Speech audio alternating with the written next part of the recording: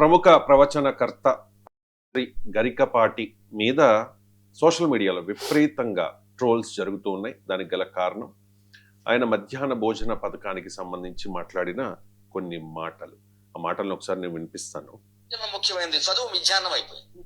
చదువు ఎవడికి అక్కల భోజనంలో గుడ్డిట్టారా, గడిది గుడ్డిచ్చారా, అన్నం తినేవాడు కొడుకుడు పెట్టడం ఏంటంటే బుద్ధి ఉందా లేదా? చదువుకోమని లేకపోతే వెళ్ళిపోమని చెప్పాడు. కొడుకుడు కోసం వస్తాను, ఈ గుడ్లు లెక్క రాయాలి మాస్టర్లు, వాళ్ళ కర్మ కాలిపోయి చదువు చెప్పక్కల్లా. ఎన్ని గుడ్లు వెళ్ళే, ఎన్ని గుడ్లు మిగిలే, ఎన్ని గుడ్లు మధ్యలో పేలే, ఎన్ని గుడ్లు ఈ మాస్టర్ తినేసాడు. ఇంక చదువు ఎందుకు చెబుతాడండి? అసలు పిల్లలకు భోజనం పెట్టడం ఏంటంటే వాళ్ళ భోజనాలు వాళ్ళు తెచ్చుకోవాలి, మానేమానండి.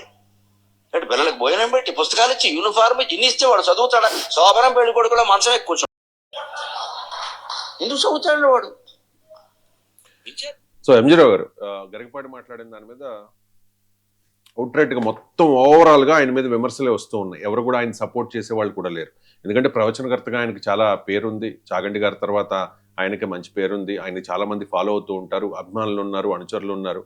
కానీ ఈ వ్యాఖ్యలు, అనుచిత వ్యాఖ్యలు అని చెప్పి సోషల్ మీడియాలో పెద్ద ఎత్తున గరికపాటిని విమర్శిస్తూ ఉన్నారు. అండ్ చాలా డిమాండ్స్ పైకి వస్తూ ఉన్నాయి. ఇటువంటి వ్యక్తిగా పద్మశ్రీ ఇచ్చింది, ఆ పద్మశ్రీని వెనక్కి తీసుకోండి అని చెప్పి రాష్ట్రపతి కొంతమంది కంప్లైంట్ కూడా చేసిన పరిస్థితి.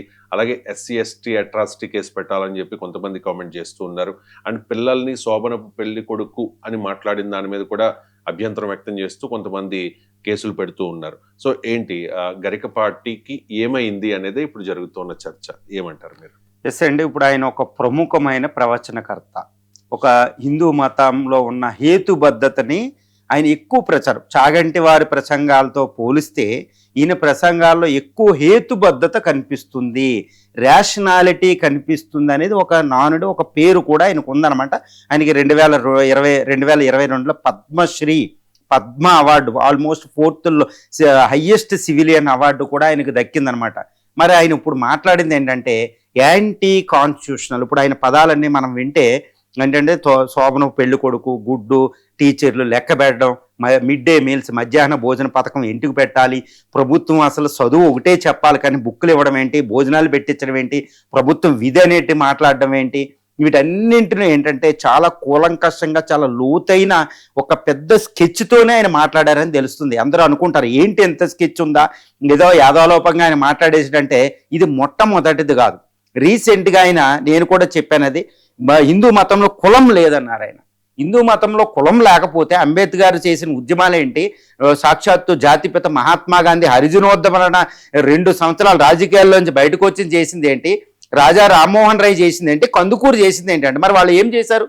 నిష్ప్రయోజనమా? వాళ్ళు చేసింది కుల వ్యవస్థకి వ్యతిరేకంగా చేయకపోతే. అది అంటే ఈయన చాలా స్కెచ్గా చాలా జాగ్రత్తగా ఇండియాలో ఒక యాంటీ కాన్స్టిట్యూషనలిజం ఈయన డెవలప్ చేస్తున్నాడు. ఏంటి ఎంజీ రావు గారు ఇంత సుదీర్ఘంగా ఎంత దారుణమైన ఆరోపణ ఈయన మీద చేస్తున్నారు అనుకోకండి. చూడండి ఎంతటి దారుణమైన అంటే రాజ్యాంగాన్ని అవహేళన చేసిన మాటలు ఉన్నాయి. యాంటీ కాన్స్టిట్యూషనల్ టాక్ ఇప్పుడు ఆయన మాట్లాడింది. రాజ్యాంగాన్ని వైలేట్ చేశాడు. ఇప్పుడు ఆయన రాజ్యాంగంలో ఏదో నేను చెప్తాను ఇప్పుడు. తర్వాత హిందూ మతానికి వ్యతిరేకంగా ఆయన మాట్లాడాడు. ఎక్కడ హిందూ మతానికి వ్యతిరేకంగా ఆయన మాట్లాడాడో చెప్తాను. తర్వాత భారత సంస్కృతికి ఎగనెస్ట్గా ఆయన మాట్లాడాడు. ఇమ్మీడియట్గా ఆయన అపాలజీ చెప్పాలండి. ఎట్టి పరిస్థితులు ఆయన అపాలజీ చెప్పాలి. ఫేస్బుక్లో 2.3 మిలియన్ ఫాలోవర్స్లో నేను ఏదో యాదవలోపంగా మాట్లాడింది, సందర్భోచితంగా ఏదో చెప్పిన దాన్ని వీళ్ళు ఎలా పెట్టుకుని తీసేస్తున్నారని ఏమి లేదు. చాలా జాగ్రత్తగా కాన్షియస్గా ఆయన మాట్లాడారు. కాబట్టి it attracts the atrocity, SC ST atrocity case అండి. ఎందుకో నేను చెప్తాను, చాలా జాగ్రత్తగా ఉండండి. ఇండియన్ కాన్స్టిట్యూషన్, భారత రాజ్యాంగం, అది లా ఆఫ్ ది ల్యాండ్. అది ఎవరికైనా దాని కిందే, కోర్టులైనా పార్లమెంట్ అయినా ఎవరైనా దాని కిందే పనిచేయాలి. దట్ ఈజ్ వాట్ ఇండియా అనమాట. ఎందుకంటే అది భారత సంస్కృతి నుంచి ఉద్భవించింది కాబట్టి, అదే భారతదేశాన్ని ఒక ప్రపంచంలో గొప్ప రాజ్యంగా నిలబెట్టింది కాబట్టి. ఇప్పుడు ఆ రాజ్యాంగాన్ని ఆయన వైలేట్ చేశాడు. ఏ విధంగా అంటే భారత రాజ్యాంగంలోని రాజ్యాంగ పీఠిక మనకి ఏం చెప్తుందంటే ఇండియాని సోషో ఎకనామిక్ పొలిటికల్ జస్టిస్ ఉండాలని చెప్తుంది. దాన్ని ఒక పదంలో భారత రాజ్యాంగం ముఖ్య లక్ష్యం వెల్ఫేర్ స్టేట్, సంక్షేమ రాజ్యం.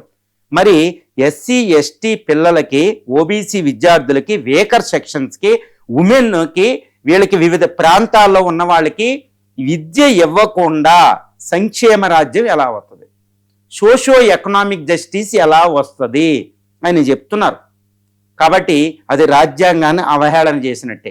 ఇది ఒక్కటే కాదండి, ప్రాథమిక హక్కుల్లో article 21A right to education అనేది ఒకటి ఉంటుంది. మరి రైట్ టు ఎడ్యుకేషన్ ఇవ్వాలి అంటే వాళ్ళకి స్కూల్లో మిడ్ డే మీల్ పెట్టాలి కదా. అక్రాస్ ది కంట్రీ ఒక అద్భుతమైన పథకం, one of the world's largest school feeding programme అండి. యుఎన్ఓ చెప్తుంది, అన్నీ చెప్తున్నాయి. మిలియన్స్ ఆఫ్ ది పీపుల్ ఉంటారు. మన భారతదేశంలో 15 సంవత్సరాలకే బిలో అమెరికా పాపులేషన్ కంటే ఎక్కువ ఇక్కడ ఉన్నారు ఆల్మోస్ట్. మరి అంత పాపులేషను కింద తల్లిదండ్రులు పనికి వెళ్తారు. ఇప్పుడు ఈయనకున్నట్టు అందరికీ కలిసి ఉండవండి, నేను అంటున్నాను కాదు, కోపంగా నేను మాట్లాడాను. ఐ లైక్ హిమ్ అనమాట. ఆయన హేతుబద్ధ ప్రసంగాలు నేను చాలాసార్లు విన్నాను, ఎన్నో గంటల పాటు అద్భుతంగా మాట్లాడతారు కూడా.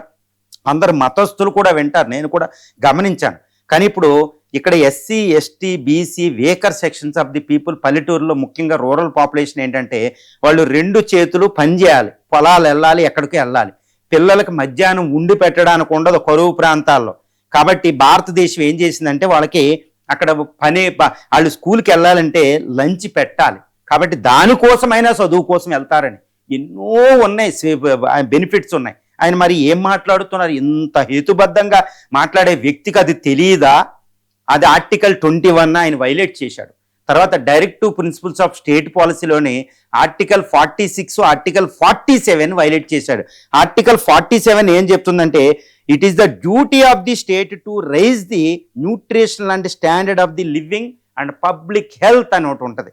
ఆర్టికల్ 46 ఏమవుతుందంటే promote the education and the economic authority of the SC ST and weaker sections of the people అని ఉంటుంది. మరి మిడ్ డే మీల్స్ అనేది న్యూట్రిషనల్ సెక్యూరిటీ. ఇప్పుడు సుప్రీంకోర్ట్ ఆఫ్ ఇండియా చాలాసార్లు మనకు చెప్తుంది ఈ న్యూట్రిషనల్ సెక్యూరిటీ ఎడ్యుకేషన్ అనేది, ఈ ఫ్రీ ఎడ్యుకేషన్ అనేది ఏంటంటే ఆర్టికల్ 21 ప్రకారం that is the right to లైఫ్లోకి వెళ్తుంది అనమాట. మరి ఆయనకు తెలీదా ఇది?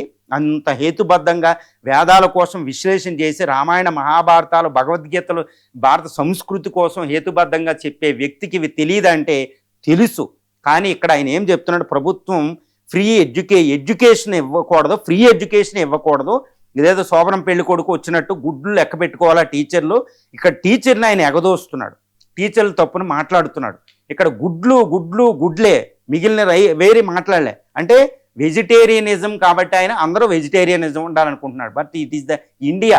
చాలా లోతుగా ఆయన చాలా మాట్లాడాడు, చాలా కాన్షియస్గా మాట్లాడడం అనేది ఇక్కడ కనపడుతుంది. అది కూడా రాజమండ్రిలో కందుకూరి వీరేశలింగం పంతులు ఉన్నది. పంతులు గారు పుట్టి అక్కడ సంఘ సంస్కరణ ఉద్యమం చేసింది. రాజా రామ్మోహన్ రాయ్, జ్యోతి బాపులే, తర్వాత మహాత్మా గాంధీ, డాక్టర్ బిఆర్ అంబేద్కర్, పెరియార్, వీళ్ళంతా ఏం చేశారండి?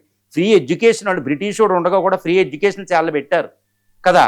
అంటే ఆయన అందరినీ అవమానించినట్టు మాట్లాడాడు. ఒక ఎడ్యుకేషన్ అనేది చాలా ఇంపార్టెంట్, న్యూట్రిషనల్ సెక్యూరిటీ అనేది ఇంపార్టెంట్ అనమాట. ఇలాంటి విషయాలకి ఆయన ఎక్కువ ఏది మాట్లాడారు. తర్వాత భారత సంస్కృతిలోని రామాయణ మహాభారతాల ప్రకారం మనం చూసినా నేను ఒకటే చెప్పదలిసానండి. ఇప్పుడు రామాయణంలో శ్రీరామచంద్రుడు తన 4 బ్రదర్స్తో ఎక్కడికి వెళ్తాడో ఒక ఆశ్రమానికి వెళ్తారు. ఏ ఆశ్రమం? వశిష్ఠుడు భార్య అరుంధతి వాళ్ళ అన్ని కార్యకలాపాలు చూస్తారు. వాళ్ళ ఫీడింగ్ నుంచి ఉంటుంది. ఒక ఆశ్రమంలో తక్షశిల ఆశ్రమం నుంచి విక్రమశిల, నలంద, ఒకప్పుడు రాముడు ఆశ్రమాలు, తర్వాత శ్రీకృష్ణుడు చదువుకున్న సందీపని మహర్షి ఆశ్రమాల్లో అక్కడ ఏంటంటే కేవలం టీచర్లు కేవలం విద్య ఒకటే బోధించరు. వాళ్ళ స్లీపింగ్ నుంచి చిన్న పిల్లలుగా వెళ్ళేవారు. వాళ్ళ చదువులు, నిద్ర, ఆహారాలు, ఏ తిండి పెట్టాలి, ప్రతి విషయం ఇప్పుడు టీచర్లు చేసేదానికంటే ఎక్కువ చేసేవారు.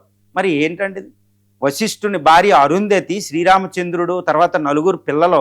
ఎందుకంటే కైకేయులు అక్కడ రాడు, దశరథుడు రాజకుమారులా అక్కడ ఉండరు, సామాన్యమైన విద్యార్థుల్లా ఉంటారు. వాళ్ళ నిద్ర విషయాలు కూడా చూసుకేది, మూత్రాలు కూడా అరుంధతి మాత చూసేదనమాట. చిన్నడు రాముడు అక్కడికి వెళ్తాడు గుండ్లు గెంచుకొని.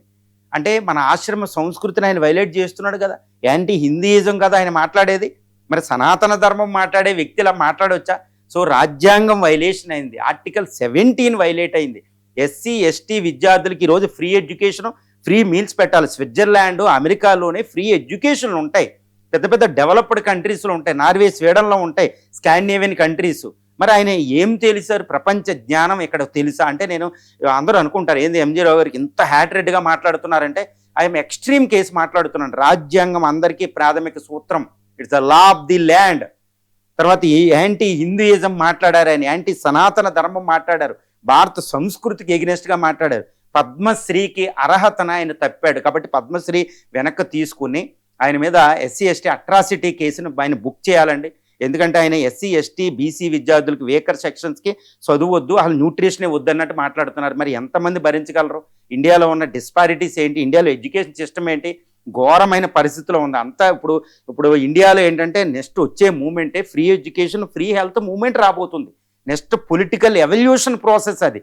సో ఈయన రిగ్రెసివ్గా వెళుతున్నాడు. కందుకూరి, రాజా వీళ్ళంతా మాట్లాడిన దానికి ప్రగతిశీల అని వాళ్ళు మాట్లాడితే ప్రగతి వ్యతిరేకంగా ఈయన మాట్లాడుతున్నాడు. చాలా లోతుగా ఈ విషయాన్ని పరిశీలించాల్సిన అవసరం ఉందన్నమాట రాజ్యాంగబద్ధంగా. కాబట్టి ఆయన ఇమ్మీడియట్గా ఆయన ఇక్కడ ఏమి చెప్పడానికి లేదండి. ఆయన నేనేదో సందర్భోచితకు ఒక పదం కాదు, దాని మీద సుదీర్ఘ ప్రసంగమే చేసాడు ఆయన. అసలు గవర్నమెంట్ అని మాట్లాడేసాడు, ప్రత్యక్షంగా మాట్లాడి ఇంప్లిసిట్ కూడా మాట్లాడింది లేదు.